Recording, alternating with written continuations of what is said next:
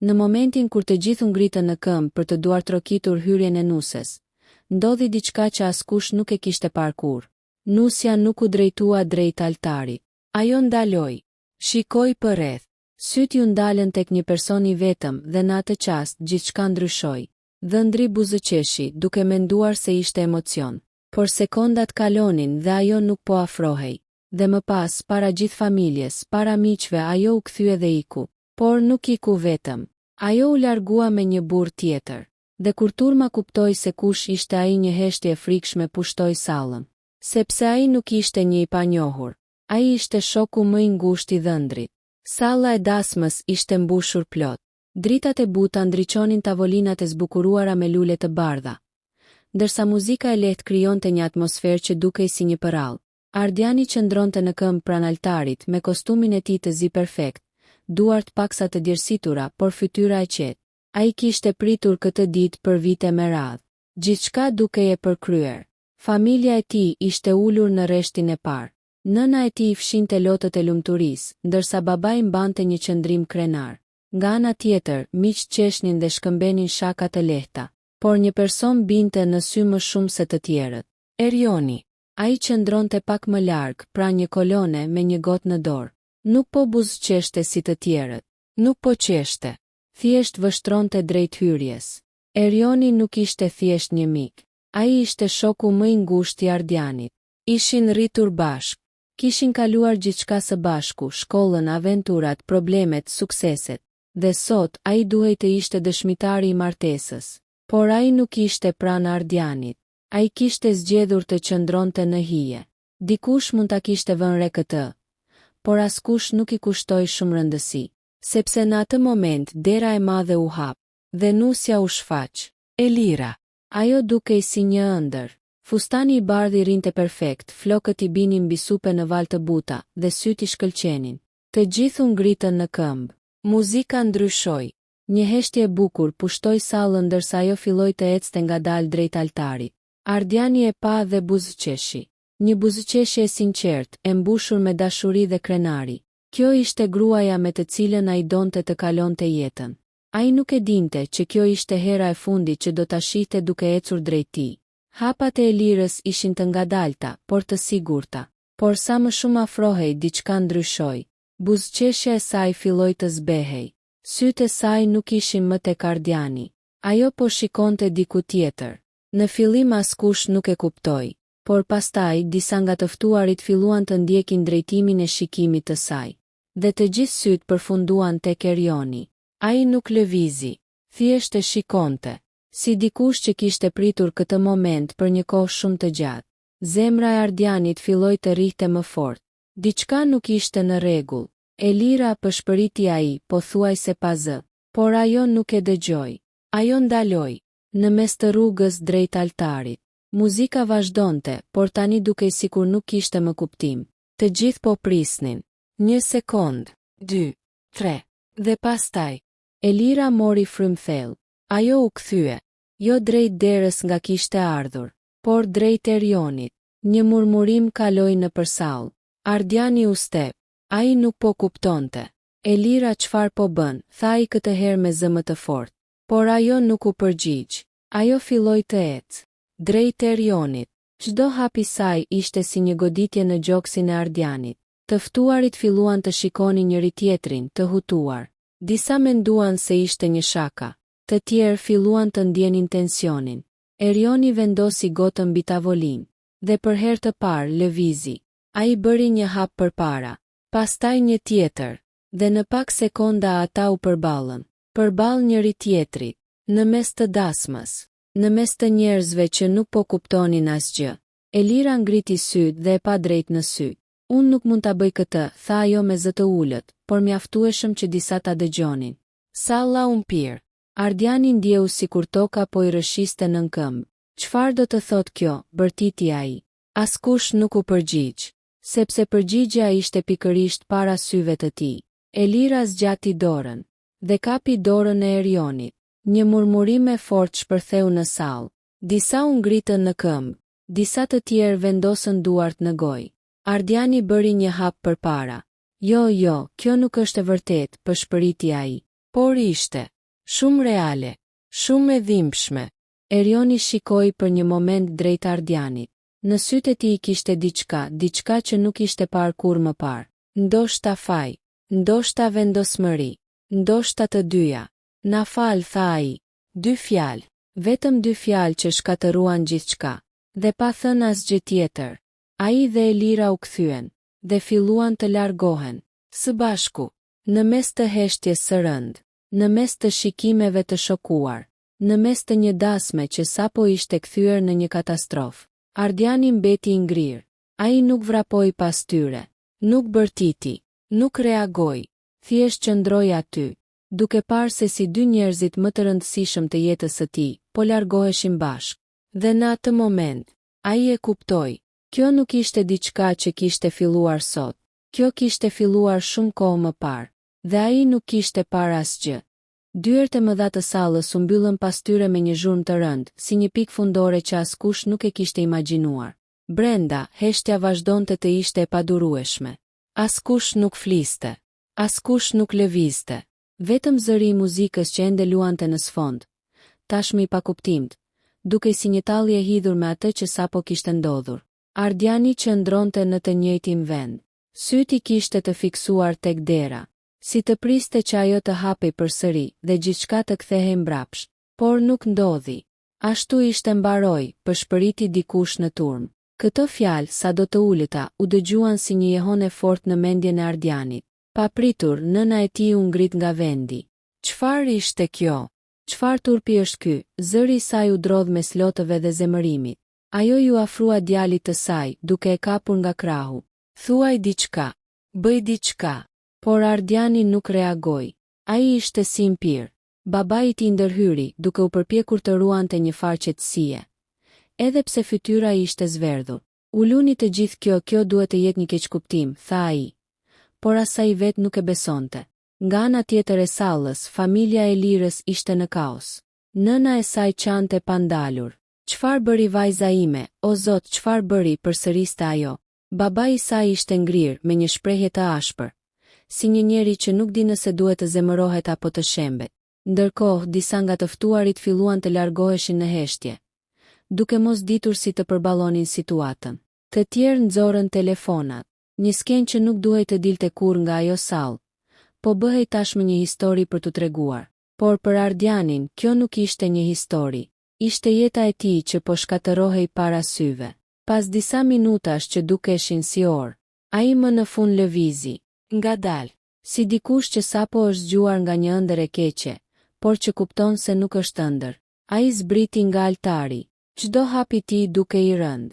Nëna e tij u përpoq ta ndalte. Ku po shkon? Ai nuk u përgjigj. Doli nga salla. Ajri i freskët i goditi fytyrën, por nuk i solli qetësi. Ai pa përreth. Parkingu ishte pothuajse bosh, dhe në fund një makinë që po ndiste motorin. Ai njohu menjëherë Erioni dhe Elira në sediljen pranë tij. Për një moment gjithçka brenda tij shpërtheu. Ai filloi të vrapoj. Erion, bërtiti ai me gjithë fuqinë. Makina ndaloi për një sekond. Dera u hap. Erioni doli jashtë, përballë njëri tjetrit. 2 shok që dikur do të jepnin jetën për njëri tjetrin, dhe tani përballë si 2 të huaj. Pse ishte vetmja fjalë që doli nga goja e Ardianit. Zëri i tij ishte i thyer, jo nga zemërimi, por nga dhimbja. Erioni uli syt për një moment, si të kërkonte fjalët e duhura, por që nuk ekzistonin. Nuk ishte planifikuar kështu, tha ai më në fund. Ardiani qeshi hidhur. Jo, atëherë si ishte planifikuar, të më bëje budalla para të gjithëve? Jo, nuk është ashtu. Atëherë se është, bërtiti Ardiani duke bërë një hap përpara. Elira doli nga makina. Ardian, të lutem. Ai u kthye drejt saj. Sytë e tij ishin mbushur me lot. Mos më thirr me atë zë sikur nuk ka ndodhur asgjë. Ajo u ndal. Fjalët i mbetën në fyt. Kur, pyeti ai. Asgjë nuk ndodh brenda një dite. Kur filloi? Heshtje. Një heshtje që tha gjithçka. Ardiani mbylli syt për një moment, dhe papritur kujtimet filluan të lidheshin. Ato dalje të shpeshta mes shokësh. Ato mesazhe që Elira i fshihte. Ato herë kur Erioni zhdukej pa shpjegim. Ato shikime që ai nuk i kishte kuptuar. Gjithçka kishte qenë aty, përpara syve të tij, dhe ai nuk kishte dashur ta shihte. Sa kohë përsëriti ai. Elira mori frymthell. Gati 1 vit. Fjalët e saj ranë si një goditje e rëndë. 1 vit tradhti, 1 vit gënjeshtra. Ndërkohë që ai planifikonte martesën, ata planifikonin një tjetër jetë. Ardiani u tërhoq një hap mbrapa. Si të mos mund ta përballonte më afërsinë me ta. Dhe ti, tha ai duke parë Erionin, ti ishe pranë meje çdo ditë. Erioni ngriti sy. E di, dhe kjo është arsyeja pse më vjen keq. Keq. Ardiani qeshi përsëri, por këtë herë ishte më e dhimbshme. Ti më more gjithçka dhe më thua keq. Elira u përpoq të afrohej. Ardian, unë nuk doja të lëndoja. Mjaft, bërtiti ai. Mos thuaj më asgjë. Asnjë fjalë nuk e rregullon këtë. Ai i pa të dy, për herë të fundit si njerëzit që kishte dashur më shumë. Dhe në atë moment diçka brenda tij u thye. Jo me zhurmë, por në heshtje. Një thyerje që nuk rregullohet më kurrë. Shkoni, tha ai me një zë të ulët. Të dy u shtangën. Çfarë, pyeti Erioni. Shkoni jetoni jetën tuaj. Kjo ishte zgjedhja juaj, apo jo? Elira filloi të çaj. Ardian. Ai ngriti dorën. Për ta ndalur. Mos më bëj ta urrej plotësisht gjithçka që kemi pasur. Një pauzë gjatë. Pastaj, pa thënë më asgjë, ai u kthye dhe filloi të largohej. Këtë herë pa u kthyer më pas. Pas ti, makina u nis. Dhe dyert e një kapitulli u mbyllën përgjithmonë. Por ajo që Ardiani nuk e dinte, ishte se kjo histori nuk kishte mbaruar ende. Sepse disa të vërteta nuk dalin në dritë menjëherë. Dhe ajo që do të vinte më pas, do të ishte edhe më tronditëse. Netët që pasuan nuk kishin asgjë të përbashkët me jetën që Ardiani kishte njohur më parë. Shtëpia që dikur duke e mbushur me plane, me të qeshura dhe me ëndra tani ishte bosh. Fustani i nusëris ishte ende i varur në dhomën tjetër. Këpucët e saj ishin pranë derës. Gjithçka kishte mbetur aty si një kujtim i ngriri një dite që nuk përfundoi kurrë. Ardiani nuk i preku. Nuk kishte forcë. Ditët kalonin pa kuptim. Telefoni i tij nuk pushonte, familjar, miq, mesazhe, pyetje, thashe theme. Ai nuk i përgjigjej askujt. Për të, bota jashtë nuk kishte më rëndësi. Por një mbrëmje gjithçka ndryshoi. Ai ishte ulur në errësirë me një gotë në dorë kur telefoni u ndez. Një mesazh nga një numër i panjohur. Ai e pa për disa sekonda, pa qenë i sigurt nëse duhej ta hapte. Por diçka brenda tij e shtyu. Mesazhi ishte i shkurtër. Duhet të flasim. Ka gjëra që nuk i di. Zemra i rahu fort. Erioni. Për një moment mendoi ta injoronte. Ta fshinte. Ta harronte. Por fjalia ka gjëra që nuk i di nuk e la të qetë. Pas disa minutash ai u përgjigj. Thuaj çfarë ke për të thënë. Përgjigja erdhi me njëherë. Jo me mesazhe. Nesër. Ora 20:00. Tek lokali ku dilnim gjithmonë. Ardiani e shtrëngoi telefonin në dorë. Ai vend nuk ishte thjesht një lokal. Ishte vendi ku kishte filluar gjithçka, miqësia, kujtimet, besimi. Dhe ndoshta edhe tradhtia. Të nesërmen në mbrëmje. Ardiani u shfaq. Lokali ishte pothuajse bosh. I njëjti ambient, të njëjta tavolina, por gjithçka dukej ndryshe. Erioni ishte ulur në cep me një gotë përpara. Ai u ngrit sapo e pa. Një moment i sikletshëm. Asnjëri nuk dinte si të fillonte. Ulemi, tha më në fund Erioni. Ardiani nuk foli, vetëm u ul përballë tij. Heshtje. Një heshtje e rëndë, e mbushur me fjalë të pathëna. Pse më thirre, pyeti Ardiani direkt. Pa rreth rrotullime. Erioni mori frymthell. Sepse nuk është ashtu siç mendon ti. Ardiani ngriti vetullat. Ah jo. Atëherë më ndriço pak, sepse unë pash gjithçka me sytë e mi. Po, por ka më shumë. Gjithmonë ka më shumë, apo jo, tha Ardiani me ironi. Erioni uli kokën për një moment. Pastaj e ngriti me një shprehje më serioze. Unë nuk doja që kjo të ndodhte kështu. Këtë e kam dëgjuar. Jo, më dëgjo deri në fund. Ardiani nuk foli, por nuk u largua. Kjo ishte vetmja shenjë që ai ishte gati të dëgjonte. Elira nuk ishte e lumtur. Fjalët ranë mes tyre. Ardiani shtrëngoi nofullën. Mos fillo me këtë. Mos u përpiq ta justifikosh. Nuk po justifikoj asgjë, po të tregoj të vërtetën. E vërteta ai që shilet. E vërteta është që më tradhtuat. Po, kjo është e vërtet, pranoi Erioni pa hezitim. Kjo e qarmatosi për një moment Ardianin. Ai nuk priste një pranim kaq të drejt për drejt. Por, nuk është e vetmja e vërtet. Një pauzë. Pastaj Erioni u përkul pak përpara. A e ke pyetur ndonjëherë veten, pse ajo po martohej me ty? Kjo pyetje e goditi Ardianin. Sepse më donte. Erioni nuk foli me njëherë. Dhe kjo heshtje ishte përgjigja më e rëndë.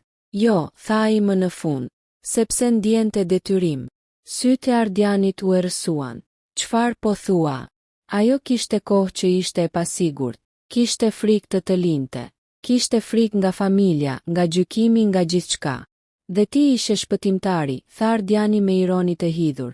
Jo, unë thjesht u gjenda aty. Sa e bukur histori, tha Ardiani.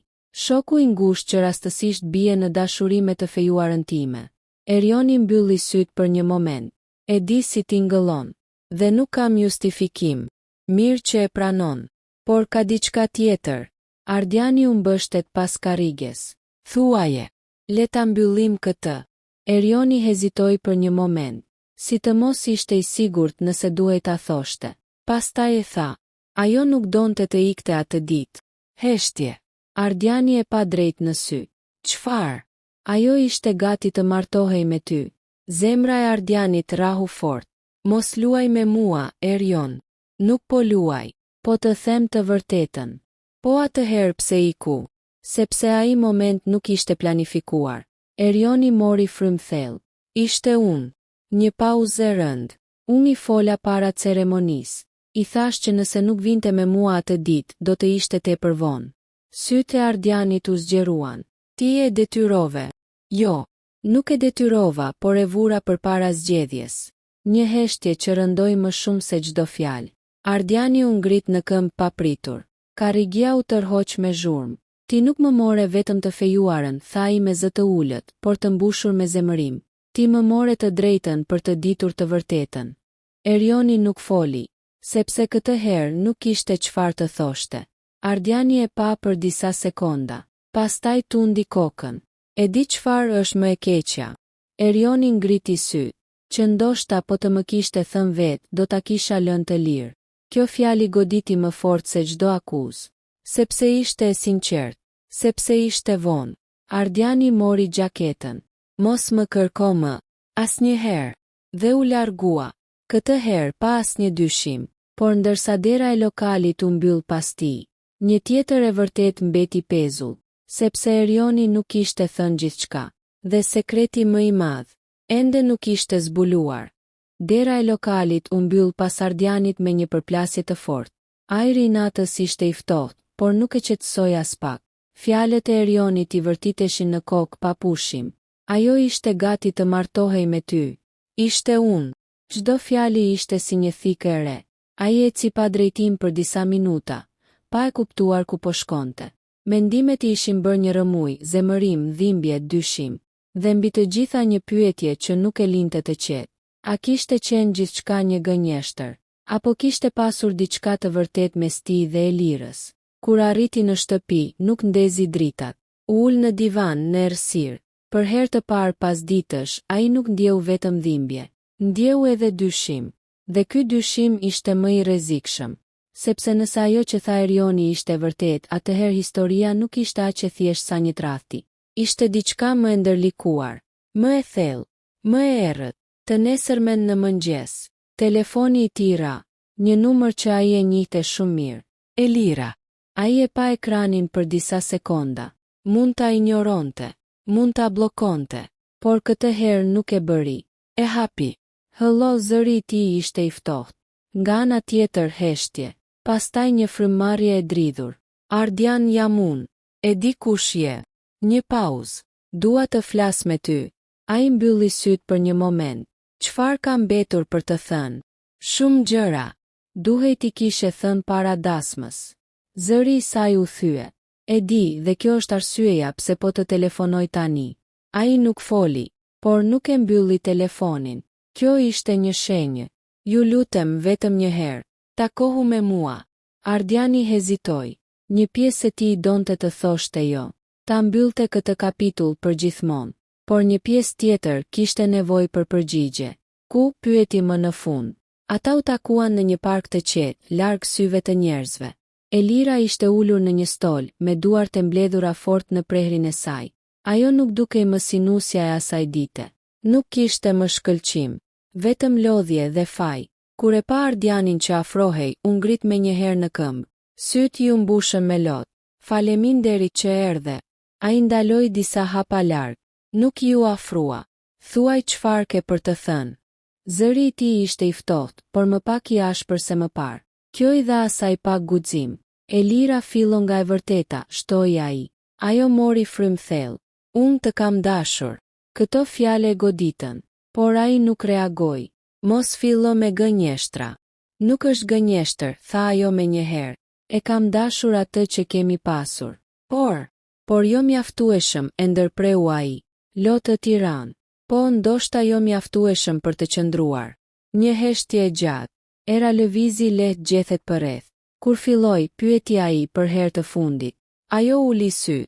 Filloi si diçka e vogël. Një bisedë, një afrim që nuk duhej të ndodhte. Me shokun tim, tha ai me ironi. Ajo nuk e kundërshtoi. Po, kjo e bëri gjithçka edhe më reale. Dhe pse nuk më the, pyeti ai. Sepse kisha frikë. Frikë nga çfarë? Frikë nga humbja, nga zhgënjimi, nga ajo që do të bëja me jetën time. Ai qeshi lehtë, pra zgjodhe të më gënjeje. Jo, zgjodha të shtyja të vërtetën. Kjo është edhe më keq. Ajo nuk e kundërshtoi, sepse e dinte që ishte e vërtetë. Pastaj ajo ngriti syt dhe tha diçka që ndryshoi gjithçka. Por ka një gjë që nuk e di. Ardiani e pa drejt. Një ndjesje e keqe i kaloi në trup. Çfarë? Ajo hezitoi. Duart i dridheshin. Unë nuk po ikja vetëm për veten time. Heshtje. Çfarë do të thuash? Ajo mori frym thellë dhe më në fund e tha. Unë jam shtatzën. Bota përreth u ndal. Ardiani nuk lëvizi, as nuk foli, thjesht e pa, si të mos e kishte dëgjuar siç duhet. Çfarë the? Lotët i rridhnin pa ndalur. Jam shtatzën. Një pauzë gjatë, shumë e gjatë, dhe zëri i tij mezi doli. Ajo mbylli syt për një moment, pastaj i hapi, dhe e tha fjalinë që ndryshoi gjithçka. Nuk e di kush është babai.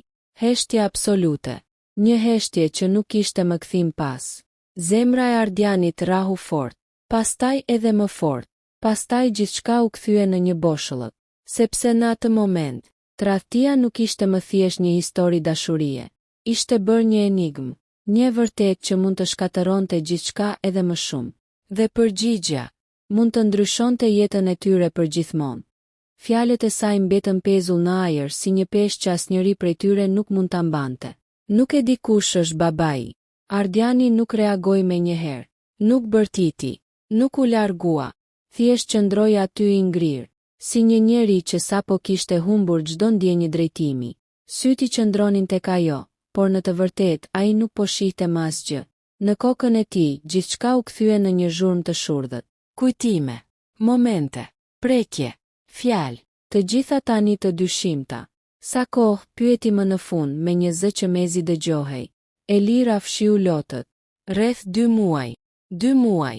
Ardiani bëri një hap mbrapa, sikur kjo distancë fizike mund ta ndihmonte të kuptonte më mirë realitetin. Por nuk ndihmoi. Pra ka mundësi, ai nuk e përfundoi fjalinë. Po, tha ajo me zë të ulët. Ka mundësi të jesh ti. Kjo fjali nuk solli lehtësim. Përkundrazi, e rëndoi edhe më shumë situatën. Sepse tani nuk ishte vetëm një fund. Ishte një fillim i paqartë. Një lidhje që mund të ekzistonte edhe pas gjithë kësaj. Ardiani kaloi duart në fytyrë. Për herë të parë, ai duke i lodhur. Jo vetëm emocionalisht, por thellë brenda vetes. Dhe çfarë pret nga unë tani, pyeti ai. Nuk e di, tha Elira me sinqeritet. Kjo është e vërteta. Nuk e di. Ajo bëri një hap përpara. Unë nuk po kërkoj të më falësh. Një pauzë. As të kthehesh. Lotët i rridhnin pa pushim. Thjesht nuk mund ta mbaja këtë vetëm. Ai e pa gjatë. Për një moment, pa vajzën që kishte dashur dikur, por me njëherë pas kësaj, pa edhe gjithë dhimbjen që ajo i kishte shkaktuar. Dhe këto dy gjëra nuk mund të bashkëjetonin më. Do bësh testin, tha ai papritur. Zëri i tij ishte i qetë, por i prerë. Elira ngriti sy. Çfarë? Kur të vi momenti, do bësh testin e atësisë. Ajo pohoi me kokë. Po. Nëse është imi, ai ndaloi për një moment. Fjalët nuk ishin të lehta për t'u thënë. Do jem aty, për fëmijën, jo për ty. Kjo pjesë nuk kishte nevojë të thuhej me zë. Ajo e kuptoi, dhe kjo e theu edhe më shumë. Faleminderit, përshpëriti ajo. Ai tundi kokën lehtë. Mos më falendero. Kjo nuk është për ty. Një heshtje e fundit ra mes tyre. Një heshtje që nuk kërkonte më përgjigje. Vetëm pranonte realitetin. Po me të pyeti Ardiani pas pak. Me Erionin. Elira uli sy. Nuk jemi bashk. Kjo e habiti për një moment. Çfarë? Ajo që ndodhi ishte më shumë se sa mund të mbanim. U shkatërua gjithçka. Një ironi e hidhur kaloi në fytyrën e Ardianit. E çuditshme, apo jo? Ajo nuk foli, sepse nuk kishte çfarë të thoshte. Ardiani bëri një hap mbrapa, pastaj edhe një tjetër. Ky ishte momenti. Miru pafshim, Elira. Zëri i tij nuk kishte më zemërim, as dashuri, vetëm një boshllëk të qetë. Ardian ajo tentoi ta thërriste, por ai nuk u ndal, nuk u kthye. Këtë herë përfundimisht, muajt kaluan. Koha nuk e shëroi plotësisht, por e mësoi të jetonte me atë që kishte ndodhur. Ardiani filloi nga e para, ngadalë, pa nxitim, pa besuar lehtë, por më i fortë, më i vetëdijshëm, dhe pastaj erdhi dita. Telefoni ra, një mesazh nga Elira. Rezultatet dolën. Zemra i rahu fort, për një moment gjithçka u kthye. Ai e hapi, një foto, një dokument, dhe një fjali e vetme. Është i yti. Heshtje. Një heshtje e thellë, por këtë herë ndryshe. Ardiani u ul. Shikoi ekranin gjatë, shumë gjatë, dhe për herë të parë pas gjithë asaj historie, një ndjenjë e re lindi brenda tij. Jo dashuri për të kaluarën, por përgjegjësi për të ardhmen. Ai mori telefonin, shkroi vetëm një fjali. Do jem aty. Dhe këtë herë, ai nuk po fliste si një burr i tradhtuar, por si një baba që sapo kishte gjetur arsyen për të vazhduar përpara, sepse ndonjëherë fundet më të dhimbshme nuk janë vërtet funde, janë fillime të reja që lindin nga rënojat.